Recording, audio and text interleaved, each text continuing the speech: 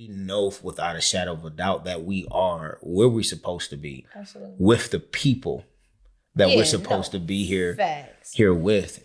I tell people, I've been saying lately, like I never would have thought, but I am living the life that I prayed about. Look, it's me and you against the world, girl, and I ain't talking slick. Others may have said it, but they worldview was midget. That means it wasn't big enough for what life would experience. Hey, everybody, welcome back to the final episode of It's the Tanks. Fine, say it with me. Fine. Podcast. Okay, we got to harmonize with me. Fine. What is that shit you doing? Ain't nothing to harmonize with that. That just sounded bad. All right, I go high, you go low. Fine. You want my voice to go high? Okay, you stay right there, and I'll go high. Fine. Hey guys, welcome to the final episode of It's the Tanks. Man, we are excited to have been able to journey with you guys over these past 10 episodes, man. And we are excited, man, to bring to you the final episode of this season. But don't be discouraged. We ain't going, your favorite Friday night couple ain't going nowhere forever. We will be back with season 2. We will be back with some sporadic lives. So y'all need to make sure that y'all are subscribed to us on Instagram. Be subscribed. At It's the Tanks. That y'all subscribe to us on YouTube at It's the Tank. If you're watching this right now, it takes you nothing to take your little mousey or your finger if you're on your phone and press subscribe. So go ahead and hit the subscribe button. Make sure you follow us on Instagram at It's the Tanks, because we're going to be doing some sporadic live streams, answering some questions and things like that. And you know, you can also always email us at itsthetanks@gmail.com for any marital advice. And if you're in the Cleveland area, you can also pull up on us. Pull up on me. On a Friday night for marriage ministry. Every third Friday of the month. Pull up on us. All right, babe, come on. Man. Start the episode. You're doing a lot. But yeah, we just are excited to just share with you today about who we are today as leaders, right? Me as a pastor, you in the clinical social work field, administrative management, boss lady. Okay. Come on. All those things. All those things. But yeah, man, so one of the things that people ask us a lot about, as obviously me being a pastor, is what is it like to be married, have a family while doing ministry? Because the statistics are very they're disturbing, right? That a lot of times the statistics are that a lot of times the wife and the family suffers as a result of the husband being in ministry. Facts. And so, man, we just wanted to share with you guys a little bit around, like, for honestly what that's like. And the truth of the matter is, it's like everything else, work. Facts. Right? Major work. Takes a lot of conversations. And intentionality. A lot of intentionality, specifically on my behalf. So those who haven't figured it out now, obviously we planted a church. We were set to plant the ministry in 2020. And COVID came and smacked us dead in the middle of our launch date. Yep. And so we had to launch online. And so now here we are, though, back in person, doing ministry at the regular speed that it will be done. Planting in an impoverished community, an upcoming community, in the community of Huff in Cleveland, Ohio. And while also still being in school. Yes, you're in school. I am in school, because you made me go back. Facts. Good decision. Good decision. And you are in upper management. Yeah. And then we have all of these people, and all is relative, all these people that we have to care for, while having our own children. Quite a few of those. Our own individual responsibilities. Our own individual, our own family. Who we are, our own selves, us. Yeah. And so I know one of the things that you've always wanted to make sure took place was that, as a wife, you've had fears, because of these leaders, that would fall. Oh, I was gonna say, you talking about regarding being trash leaders and spouses. Yeah.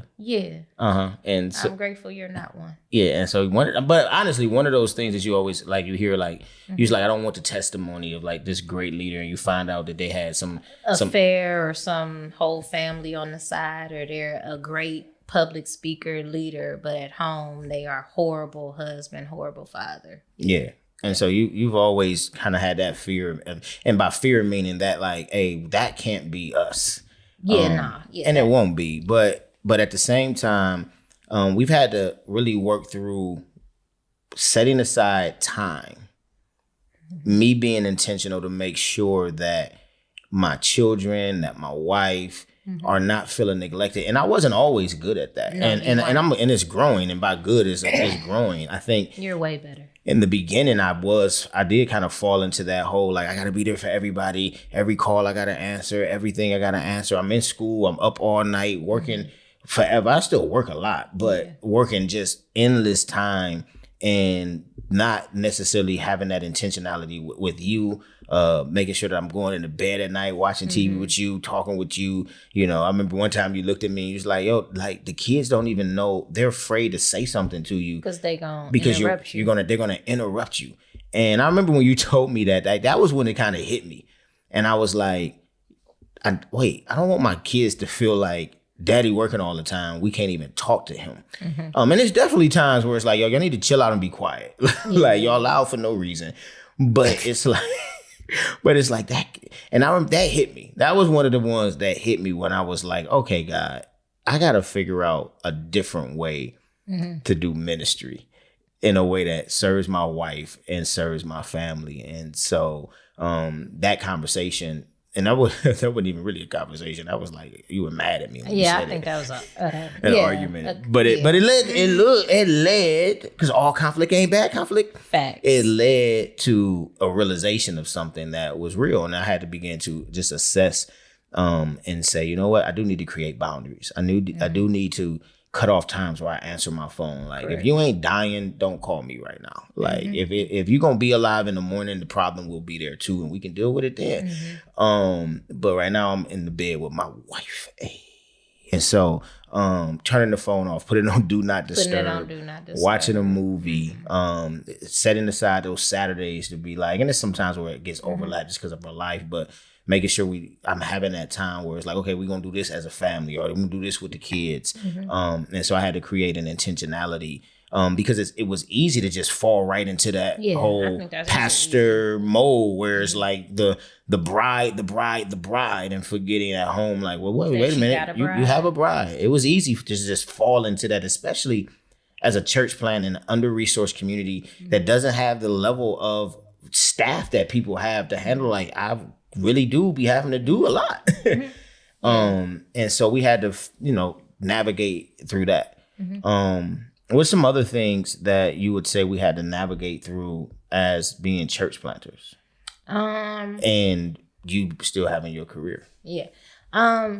So I think that I think one of the things that we've done to assist in navigating that is like scheduling things, calendars, trying to look at each other's calendars, the way we do pickup and drop off, like, you know what I mean? Like, those kind of things just help. But regarding your question, one of the things I think that we had to work through regarding that is like roles in ministry and what that looks like.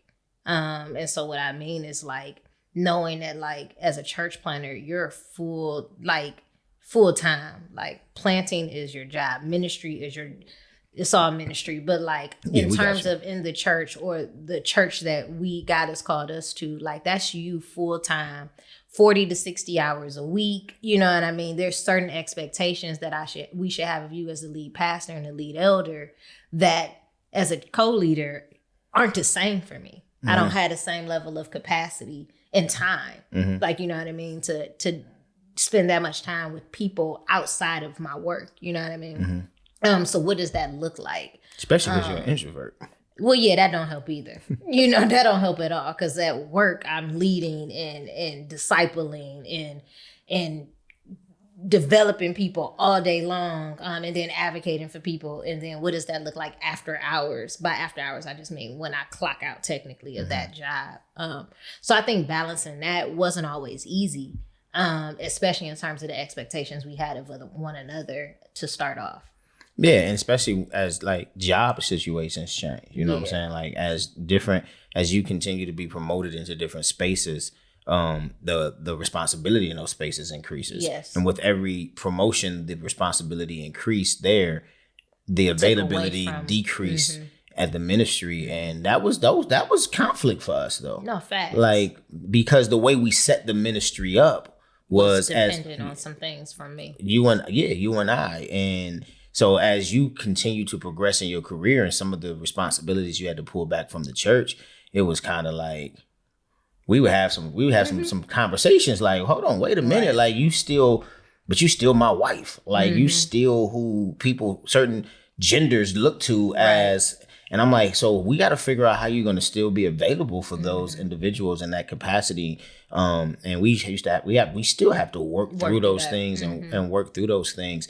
But one of the things that I just knew always, and I don't think I do it well all the time, but it's just like, at the end of the day, it's like, how do I just make sure that your identity doesn't get smothered out by being a church planner? And that's a hard balance when it's still things I need from you in the ministry. You know what I'm saying? When we got new ladies coming to the ministry, it's like, babe, I want you to be building with them. They want to know who you are. Like, okay, this the pastor. That's the pastor's wife. I want to know who the pastor's wife is too. But at the same time, recognizing that no, there's times where it's like, she's just not going to be available in this week because her job is kicking butt this week. And so how do we balance that involvement as a leader? Because you're still very much like the co-leader of the ministry, and as a leader in the marketplace. Right. And so those take lots of conversations and grace and understanding. Because I think for a season I was caught up in like, man, like what's up? What you gonna do? Like, and I think I had to get to a point of recognizing like, man, no, I have to figure out how to hear what my wife is saying, not receive it as you don't want to do nothing in ministry no more. But really hear as what you're saying and then begin to have those conversations. And okay, so what is the capacity? Right. What is the capacity? What are the things that is like, absolutely, these are the things you have to continue to do for us. And here are the things that is like, you know what, we can really take that off your plate and somebody else can really do that. Nobody else can be my wife. So you got to be my wife. Facts. Right? Nobody better. And not, you always go the wrong way with those comments. I'm just saying, well, I don't even know sometimes why you make them. No, because what I was trying to say was, so there's certain expectations of you as my wife that nobody else can satisfy from a ministry standpoint. Understood. Nobody's going to look at my assistant and expect the same thing from that they would expect from you as being my. That's what I I'm just saying. Like you just identified. That's one of the things that aggravates me. It's so we've had to work through that. And I think we have worked through it well. And I think we have found a flow in this season, which it always changes, right? Because every year or two, you just keep advancing. And then shout out to God. And then there's like another a transition. It's like, okay, so now we got to figure this one out now. Got you. Yeah. I mean, but I think one of the things like for us to look at like when in all of that is as ministry grows, but then it's like some of those things I don't think I should hold anyway. Like, you know what I mean? Like recognizing that some of those tasks, like just not the people stuff, but some of the things that I needed to let go of weren't tasks that I was even good at. Weren't things that were my skill set. They were things I was just doing. And so like, I don't, there's things I just don't have capacity. I don't remember busy work anymore because you know what I mean? So like some of those things. And then recognizing like when we are doing ministry stuff together. We have a lot of people at our house often, right? That level of being hospitable is serving for me, like greatly serving, you know what I mean? Management, all those other things. Like there's other capacities that I've stayed tagged in. But those busy things just had to let go of. Got you. Yeah. And another point that we had to deal with as being married in ministry together, and I'm sure the comments by some people gonna probably light up on this one to be interesting, was just the whole idea of like recognizing that I won't have a wife as a leader in the world and then come into the church and you gotta go sit down somewhere and just be quiet, be over there. Don't do it. And so we had to work. But we still had to talk through that and work through that because we still hold to the word of God, and there's different interpretations on how certain passages read. But the one that I know, no matter what, is that no, definitely doesn't read that you got to be silent. Correct. Right, and that your gifting has to be silent. Your leadership voice has to be silent. Many of the things that we do in the ministry is because of your voice, whether it's out front or not. It's in the bedroom when me and you talking, and I'm like, babe, this is what I'm thinking. I need to process this with some. All right, work through this with me. You know, when I'm letting you work through it with me, some stuff is just dope. But it'd be like, I should have probably told Didi about this. This probably would have been easier. Every time you think that, you should pause. Oh, really? That's when you should tell me. But when you don't think that, don't tell you want to talk. So you see that? You see what you just did right there? So see, I'm not even gonna entertain what you just did right there. You know what I'm saying? I'm gonna let that one slide. I'm just trying to help you, help me, help us. So anyway, but a lot of the wisdom that you bring helps me process through the various levels of ministry that I'm always thinking about in the different spaces. And it's like, man, I was like, how could I suppress like that voice or even your teaching gift and having to balance through, like in the beginning you want to teach a lot. Yeah, now I don't have, because I had a different level of capacity too. Like that's true. I had a way different level of capacity 3 years ago than I have today. Yeah, now I'm like, hey, I need you to teach, and he's like, oh, all right. Like when? Give me. I need what's some days? I'm like, girl, you supposed to teach one Sunday every month. What happened? Then it rotated to at least one of the when I'm on my break. Yeah. I still got you on that now. I'm good now. Yeah. That transition in this job in the beginning, that was a rough 4 months. So when y'all don't see Didi teaching, I don't want y'all to be like, oh, he up there suppressing her. No, she is because she don't want to. That's not. It's not. Don't do that. Don't do that. It's because it's different.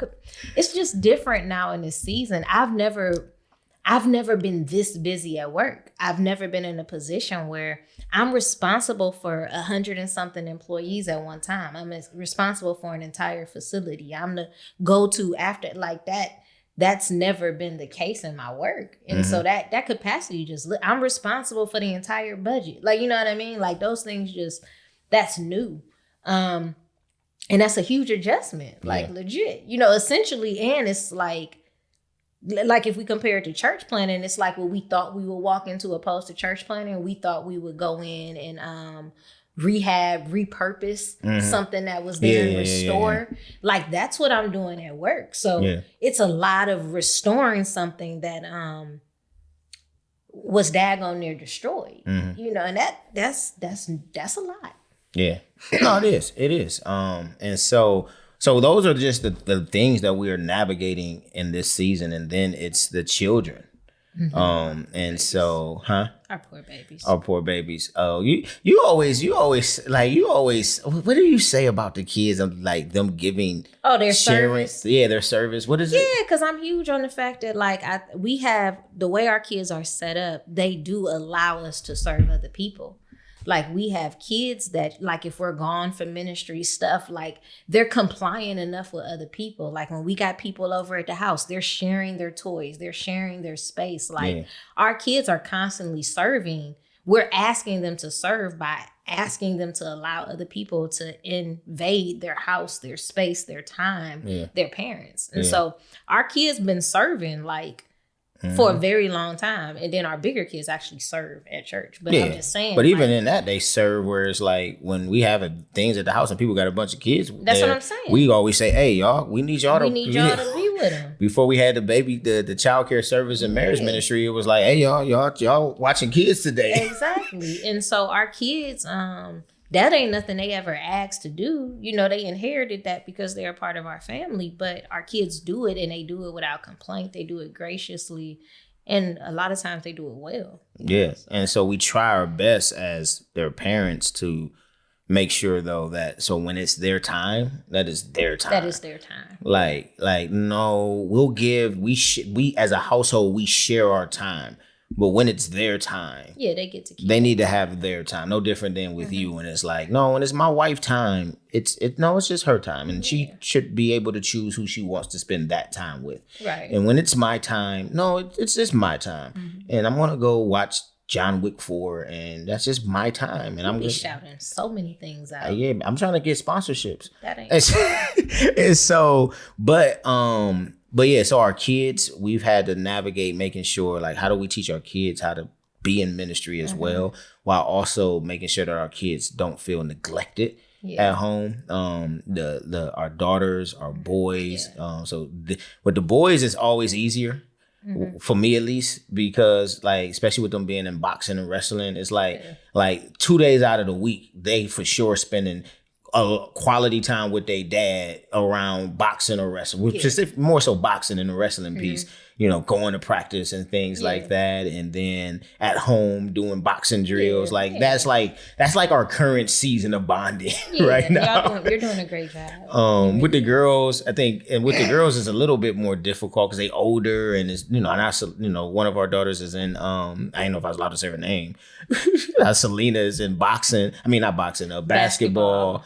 And so now that's another transition of ministry, because it's like, well, her games is the same day as the boys boxing and wrestling practice. I was gonna say, one of the things that's new for us in this season is we've never had to do after school stuff with our kids. Like, we've been I told my mom the other day, I was like, we've been very selfish parents. To like, we didn't have to adjust our lives to accommodate schedules outside of us. Our kids always adjusted to us. Yeah, and now, which we should do as parents. Yeah. But now we have to fit all the kids' schedules, you know what I mean? Like, they got events and stuff. They got places to be now. Our kids used to didn't. They got places to be. They got business now. They got that's different. And then even our oldest, like, she's graduating this year. Right. So it's like, we gotta go on a college visit. Right. Oh, or she at work. Are you? That's the biggest thing. It's like, she gotta go to work now. She got the whole job. Like, you ain't gonna be here.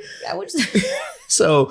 And so we've been constantly making those transitions, but again, just trying to make sure that in it, our children feel like they had a time with us. Like, even recently, like, you just went out to dinner with Eliana, and like, it was like, all right, I'm just gonna take her out to eat and get some one-on-one time. And so I just think like, those are the things. And one of the things that I really enjoy about you is because I do more of the pickup from school. You do more of the dropping off at school. But like, you literally use that time as discipleship for our kids. That's definitely time. In the mornings, that's my, because one of the things that I'm very big on as a parent, like, discipling our kids. Like, that is where you cultivate the foundation of like kids' values and all of that. I don't want it to just be the world. I want to be one of the first levels of influence. I want to be the voice that they hear. Yeah. You know what I mean? And the only way to do that is like be intentional. You know what I mean? So in the mornings on the way to school, we listen to a passage of scripture, usually a chapter, or something. It's like 5 minutes, and then we talk about it. The ride is a 15-minute ride. Right. You know what I mean? And it ain't, sometimes 1 week we sitting there talking about Jesus healing the man at the pool. You know what I mean? And now, Dylan and Selena talking about ways in which God heals today, and Selena identifying things that God has healed her of, and, all of that. So it's a cool, that's a really dope time to have together. I would encourage any parent to identify those moments where they can just give glimpses of, not glimpses, but can actually have their kids read and listen to the word of God and discuss it. And so if you haven't picked up on the trend of what we're really saying there, is that the way that we handle this season of our life and ministry is that from our family, is that we invite our whole family into this world of ministry, not forcefully. Like, it's times, like, at the end of the day, it's times when my daughters, like, if they may not be at church. You know what I'm saying? And that's not a regular thing at all. But there could be times where it's like, oh, you going to see the point? All right, cool. Oh, you want to go hang out with your friend this weekend, spend night with your friend? Cool. Like, because at the end of the day, you're in ministry with us every day. And so I never want them to get so bitter where it's like, I never could spend the night with my friend because I had to be at church on Sunday. I could never go skating. I could never. Yeah, because what I don't want us to create is like those pastor kids that hate the church afterwards. Yeah. You know what I mean? Because they didn't have the opportunities to do other regular kid stuff because they was always at church. And our kids aren't at church every single day. Well, they can't be. Right. church ain't at church. The church ain't at church. But I think being a church plant, it allows them to enter ministry in a different way, one that's more natural for them, because a lot of it happens on as a family, like we're doing it as a family. Yeah. Another thing that is something that we have to work through a lot is spiritual warfare. Oh, I was like, why are you shaking like that? The levels. I'll tell you one thing that we've never calculated for. Facts.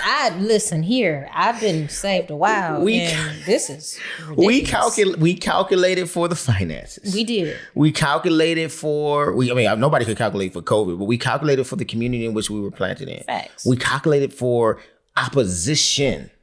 Period. We knew there would be opposition, and we calculated for that. We calculated for the family dynamic and talking about how can we make sure we calculated for all things.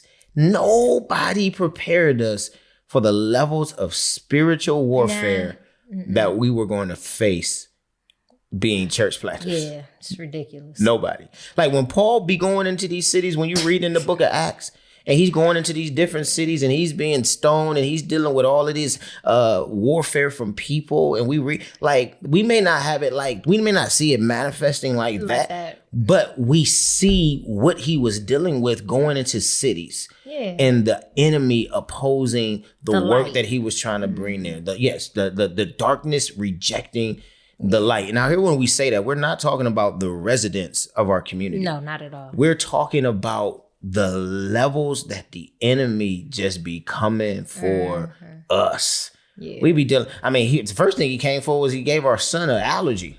Right. He didn't literally give our son an allergy. But yeah, I always say I think it's so interesting. Like the easiest way to kill something is in its infancy. Yeah. Like if you think something's gonna be something that you don't want it to be, can you kill it? Can you jack it up in its infancy state? And that's whether it's a kid. You see, the kings trying to kill all the little kids under the age of 1 that's male because they recognize that there's gonna be a Messiah coming or a king. Like, you know what I mean? Like. But if you can kill something in its infancy, and I'm like, I think about that from day one of our marriage. Like, I'd be like, like being at our neck since, you just said something right there. Since we got engaged. Girl, you just said something right there. What I you say, man, all we've been talking about in season 1 was spiritual warfare because the enemy knew he didn't want us to get to this place today. Because he saw the threat in infancy and he said, man, if them jokers figure it out, they gonna kill it for the king. Girl, you that's a message. Who raise your hand if you think she should be preaching soon? Shut up. You're petty. And don't raise your there's no hands to be raised. There's no comment. Put the hand raised comment up in there. But yeah, I think that's a reality. And I feel like that's what we feel, and it just intensified. Like when we said we would go forward and plant a church. And then when we actually got into the movement of planting. Church. Yeah. And even when you say that, something that I think about, really going back to, as you say that, because it really makes connections. Like one of the most painful things we talked about in this podcast was the loss of Devin, and how that though is what literally drew us to deeper love with each other and to really begin our journey towards a healthy marriage and relationship. And in the same way, what I can say is through the many, and when I say spiritual warfare, I mean it when we say this. Facts. But one of the things that through it, when the warfare is actually attacking like my self-esteem and my confidence, like one of the things that the spiritual warfare has done is it's actually caused us to draw closer together in support for one another. Absolutely. Like I feel most supported.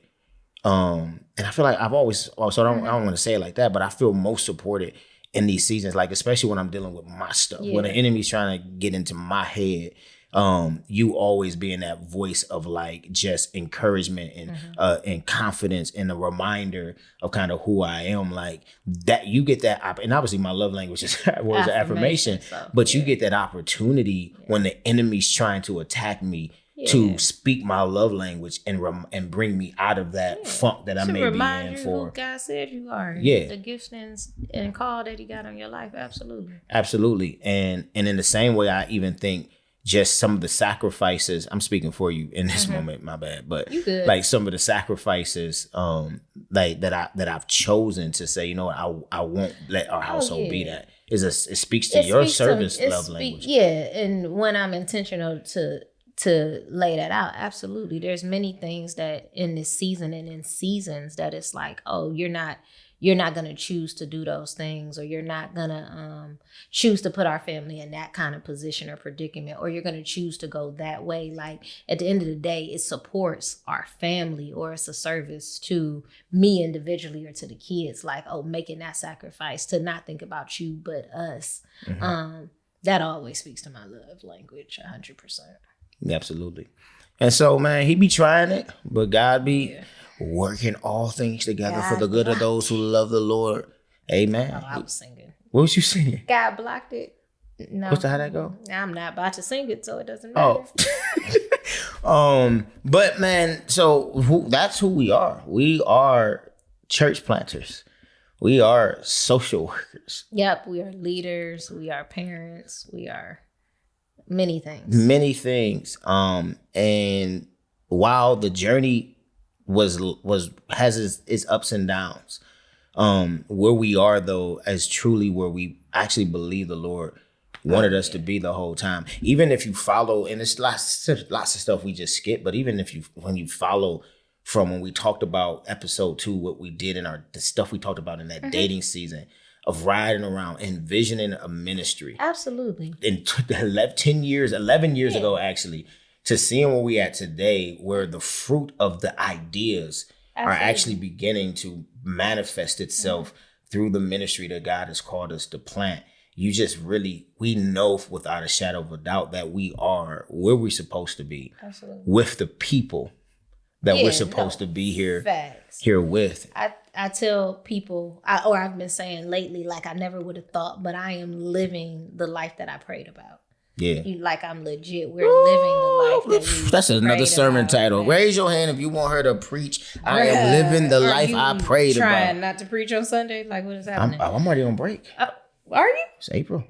Bruh, it is. You're not preaching on Sunday. AD is. Yeah. Okay, praise God. But that I do think that, like, you know what I mean? Now, it's not in the way that I necessarily would have expected it. But when I think about the things I was praying for 10, 12 years ago and where we are today, it's like, this is the life that I prayed for. You know what I mean? I just think it's dope that God has allowed me and permitted me and us to live that life and be where we are today. You know what I mean? Where we're in a position where, we love each other way more today than we did when we got married 10 years ago. I think we like each other more today than we did back then. Looking at the way in which our family has grown, our finances have improved, that we've been able to bless and be generous to other people. Communication. The community we get to, communication increase. Sex. Way better. And then the community in which we get to pour into the people's lives, like literally, I'm like, shout out to God, because that's him. And when I look back on my life and I look at my wife and I say, this is the wife I literally prayed for. Am I? Yeah, you are actually. That's what's up. That's the truth. I was trying to have a moment and it was true though, but I wasn't even being funny. It was legit. Like, you are the wife that I prayed for. I'm glad I stayed through it.